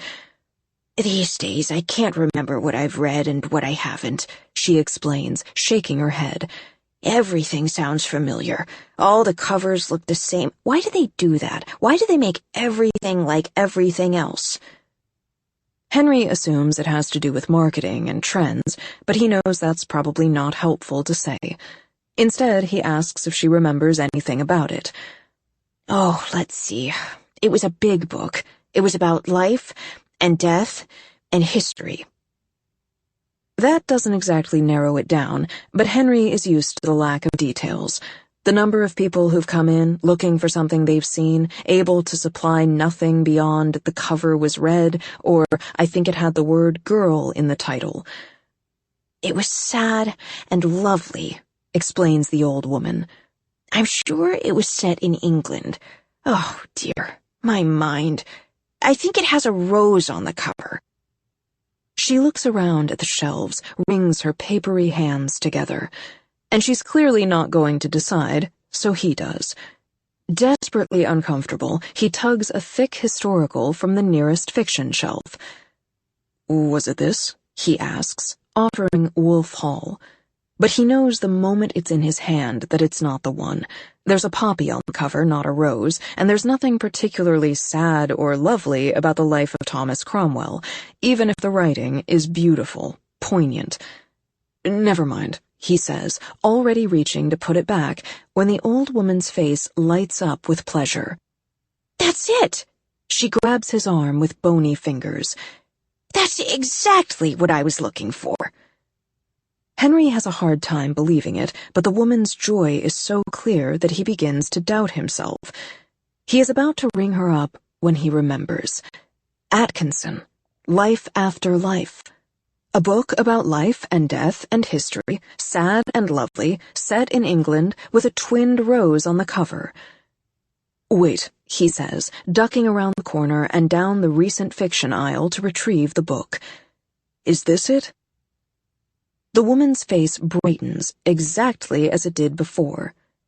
Yes, you clever thing, that's just the one, she says, with the same conviction. Happy I could help, he says, unsure if he did. She decides to take both books, says she's sure that she will love them. The rest of the morning is just as strange. A middle-aged man comes in searching for a thriller and leaves with all 5 titles that Henry recommends. A college student comes looking for a book on Japanese mythology, and when Henry apologizes for not having it, she practically trips over herself to say it's not his fault and insists on letting him order it in for her, even though she isn't sure about the class. A guy with a model's build and a jaw sharper than a penknife comes to peruse their fantasy section, and he writes his email on the receipt beneath his signature when he pays. Henry feels off balance, the way he did when Muriel told him he looked good. It's like déjà vu and not like déjà vu at all, because the feeling is entirely new. It's like April Fools, when the rules change and everything's a game and everyone else is in on it, and he's still marveling over the last encounter, face a little flushed, when Robbie bursts in through the door, chime ringing in his wake. "Oh my God," he says, throwing his arms around Henry, and for a moment he thinks something awful must have happened, before realizing that it already happened to him. "It's okay," says Henry, and of course it's not, but today has been so weird that everything before it feels a little like a dream. Or maybe this is the dream? If it is, he's not all that eager to wake up. "It's okay," he says again. "It doesn't have to be okay," says Robbie. "I just want you to know I'm here. I would have been there last night, too. I wanted to come over when you didn't answer your phone, but B said we should give you space, and I don't know why I listened. I'm sorry." It comes out in a single stream of words. Robbie's grip tightens as he talks, and Henry savors the embrace. They fit together with the familiar comfort of a well-worn coat. The hug lingers a little too long. Henry clears his throat and pulls back, and Robbie gives an awkward laugh and turns away, his face catching the light, and Henry notices a fine streak of purple along Robbie's temple, right where it meets his sandy hairline. "You're glittering." Robbie scrubs half-heartedly at the makeup. "Oh, rehearsal." There's an odd shine in Robbie's eyes, a glassiness Henry knows too well, and he wonders if Robbie's on something, or if it's simply been a while since he slept. Back in college, Robbie would get so high on drugs or dreams or big ideas that he'd have to burn all the energy out of his system, and then he'd crash. The door chimes. "Son of a bitch," announces B, slamming her satchel down on the counter. "Ostrich-minded motherfucker!" "Customers," warns Henry, even though the only one currently nearby is a deaf, older man, a regular named Michael, who frequents the horror section. "To what do we owe this tantrum?" asks Robbie cheerfully. Drama always puts him in a good mood. "My asshole advisor," she says, storming past them toward the art and art history section. They share a look and trail after her. "He didn't like the proposal?" asks Henry. B has been trying to get a dissertation topic approved for the better part of a year. "He turned it down!" She whips down an aisle, nearly toppling a pile of magazines. Henry follows behind her, doing his best to right the destruction in her wake. "He said it was too esoteric, as if he'd know the meaning of the word if it blew him." "Use it in a sentence?" asks Robbie, but she ignores him, reaching up to pull down a book. "That closed-minded..." and another, "stale-brained..." and another, corpse! This isn't a library, says Henry as she carries the pile to the low leather chair in the corner and slumps into it, startling the orange lump of fur from between a pair of worn pillows. Sorry, book, she mutters, lifting the cat gingerly onto the back of the old chair, where he does his best impression of an inconvenienced bread loaf. Bee continues to emit a low stream of curses as she turns the pages. I know just what we need, says Robbie, turning toward the storeroom. Doesn't Meredith keep a stash of whiskey in the back? And even though it's only 3 p.m., Henry doesn't protest. He sinks onto the floor, sits with his back to the nearest shelf, legs stretched long, feeling suddenly, unbearably tired. Bee looks up at him, sighs. I'm sorry, she starts, but Henry waves her away. Please, continue trashing your advisor and my art history section. Someone has to behave normally. But she closes the book, adds it back to the pile, and joins Henry on the floor. Can I tell you something? Her voice goes up at the end, but he knows it's not a question. I'm glad you broke it off with Tabitha. A lance of pain, like the cut across his palm. She broke it off with me. Bee waves her hand as if that small detail doesn't matter. You deserve someone who loves you as you are, the good and the bad and the maddening. You want to be loved. You want to be enough. Henry swallows. Yeah, well, being me hasn't worked out so well. Bee leans toward him. But that's the thing, Henry. You haven't been you. You waste so much time on people who don't deserve you, people who don't know you because you don't let them know you. Bee cups his face, that strange shimmer in her eyes. Henry, you're smart and kind and infuriating. You hate olives and people who talk during movies. You love milkshakes and people who can laugh until they cry. You think it's a crime to turn ahead to the end of a book. When you're angry, you get quiet, and when you're sad, you get loud, and you hum when you're happy. And I haven't heard you hum in years. Her hands fall away. But I've seen you eat a shit ton of olives. Robbie comes back, holding the bottle and 3 mugs. The last word's only customer toddles out, and then Robbie shuts the door behind him, turning the sign to closed. He comes and sits between Henry and Bee on the floor and uncorks the bottle with his teeth. What are we drinking to? Asks Henry. To new beginnings, says Robbie, eyes still shining as he fills the cups.